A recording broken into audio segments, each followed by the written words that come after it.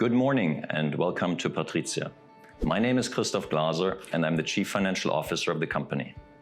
As is customary by now at PATRIZIA, I would like to spend some time to provide you with an update regarding PATRIZIA's progress on a quarterly basis, which is all the more important considering the current market uncertainty and volatility. I'll talk about the market situation, our positioning, how we progress in strategy, and how ESG is embedded in everything we do. The financial performance, and how we are prepared for an uncertain environment. Let's start with the markets. Most international stock exchanges have lost double-digit percentages in terms of value since the start of the year. This is mainly driven by persisting geopolitical risks, rising inflation interest rates, supply chain interruptions, and the overall speed of change in the macroeconomic environment. Real estate and infrastructure are also impacted by these challenges.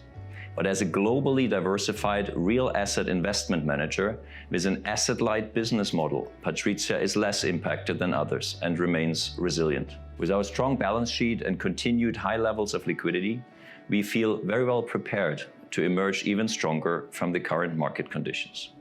We will use our financial flexibility for capital allocation which is focused on accelerating growth in infrastructure, expanding geographical footprint, and taking advantage of new strategic opportunities if and when they arise. This also includes continued investments in PATRIZIA shares. All of these measures will significantly benefit our clients and shareholders. Let's take a look at how we have progressed on our corporate strategy in the first half of 2022 in 3 areas. Firstly, we have progressed well on our asset class diversification towards an investment manager with a strong presence in infrastructure in addition to real estate. As I explained in the last video, infrastructure will play an important role in an inflationary environment, but also to achieve global decarbonization targets. I would like to highlight a recent transaction which is a perfect example of our strategy taking hold. On behalf of its clients, PATRIZIA Infrastructure invested 75 million euro in bio-LNG producer Biomet. This was the first investment for PATRIZIA Infrastructure post our acquisition of Whitehelm Capital. Biomet will be Europe's largest such plant, producing biomethane LNG from natural waste, and will be Italy's first facility directly connected to the national transport gas grids. Biogas and bio-LNG are significant contributors to the EU's policy objectives to reduce primary energy consumption and CO2 emissions. The fixed production costs of biogas make bio-LNG from waste a competitive, carbon-neutral alternative to conventional LNG, especially for the transport industry. As you might be well aware, sustainable energy production plays an ever-increasing role, also in terms of energy security. Secondly, another key pillar of our strategy is the continued focus on technology. We want to promote technologies within the PropTech industry that make the built environment more sustainable. This does not necessarily have to be done through PATRIZIA's own balance sheet, but can be achieved together with external investors through PATRIZIA's funds. PATRIZIA and its clients enable their new venture capital fund to promote the journey to net zero of real assets. Our Sustainable Futures Ventures Fund has an initial target volume of 100 million euro and invests in high-growth potential tech companies which support a more sustainable built environment. In June, we have announced the first close of a 50 million euro equity raising for investing in seed to Series B technology companies, located globally but with a strong focus on Europe. Lastly, coming to the internationalization of our setup. The conversion of PATRIZIA from a German AG stock corporation to an international SE structure was successfully completed and approved with an overwhelming 99.97% of shareholder votes. The commercial register was modified on the 15th of July, and with immediate effect we became PATRIZIA SA. This strategic move towards a more international setup was accompanied by a change in our organizational setup. The supervisory board has been replaced by a high-caliber monistic board of directors. We welcomed Saba Nazar, who, as a newly elected and independent member, will not only contribute specialist banking expertise, but will strengthen diversity within the company. Our founder and majority shareholder, Wolfgang Egger, also part of the board together with 6 external independent board members. The old management board has been replaced by a smaller number of just 3 executive directors, who consist of the CEO, the co-CEO, and me, the CFO. In that context, responsibility for operations, including fund services, has been transferred to the CFO portfolio in order to ensure continuous review of the effectiveness of our structure and the overall cost base.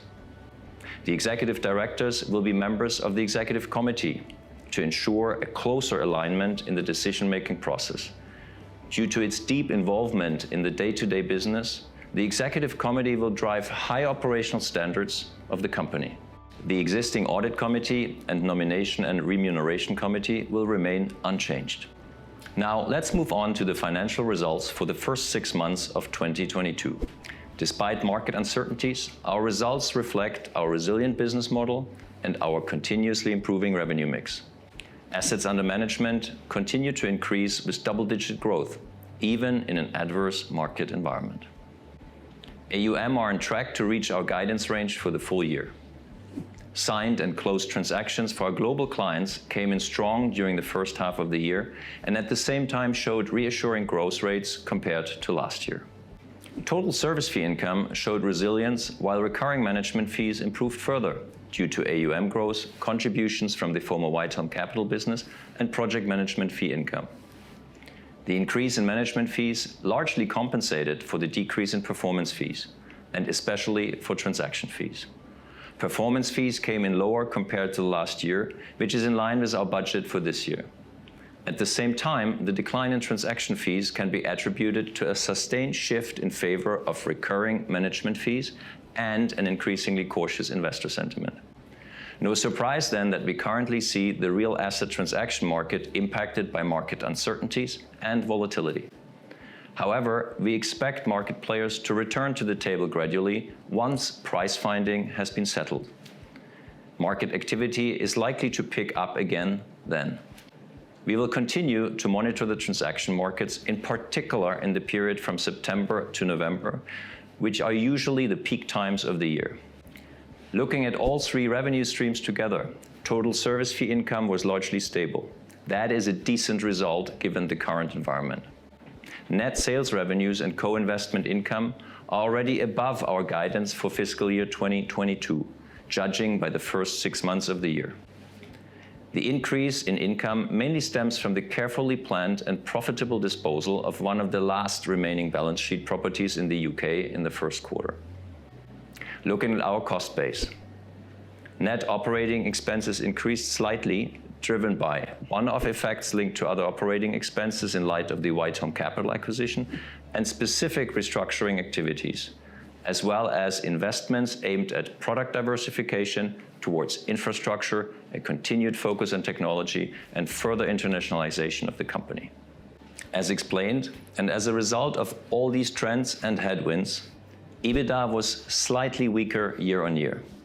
Nevertheless, it remains robust in absolute terms, and it remains on track to reaching our current guidance range of 100 to 120 million euros for fiscal year 2022. We will continue to monitor our AUM and revenue growth outlook carefully, and we are agile enough to quickly adapt to adverse market changes if and when they arise, in order to secure continued, sustainable, profitable growth. Uncertain times require strong and reliable partners. As you already know from the past, PATRIZIA operates a robust and profitable business with a strong and solid balance sheet. Since the beginning of this year, we have redeemed a significant portion of our corporate debt by using current cash reserves effectively. At the same time, we continue to be net cash positive. Both the net equity ratio and the available liquidity demonstrate PATRIZIA's strengths. We will continue to look for opportunities for organic growth or M&A in the next few quarters, while focusing on strengthening our product range and growing our AUM. In the case of hybrid buy and build approach, smaller M&A acquisitions will be made possible by an agile, deliberate use of the balance sheet. As in the past, we look for slightly stagnant businesses that need a partner to accelerate their growth. So, in a nutshell, today we have once again proven that we can withstand the headwinds of a difficult market environment. The more cyclical income streams, such as performance fees and transaction fees, are somewhat under pressure from the market fundamentals. On the other hand, our total service fee income is stable, while recurring management fees are growing significantly. Our EBITDA is robust and at a healthy level, and we continue to deliver our corporate strategy with a more diversified product landscape and geographical footprint. Our financial guidance for fiscal year 2022 remains valid. That said, we will continue to closely monitor geopolitical and market changes that could have an impact on our current perspective of the financial year 2022.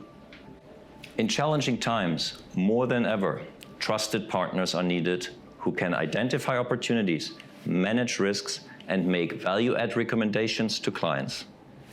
This is exactly what PATRIZIA can offer with its strong research capabilities, its proven track record, and local expertise. Thank you so much for your attention. We hope to see you soon at one of the next broker conferences or roadshows. Our investor relations team and I will be happy to answer any questions you may have. Thank you and have a good day.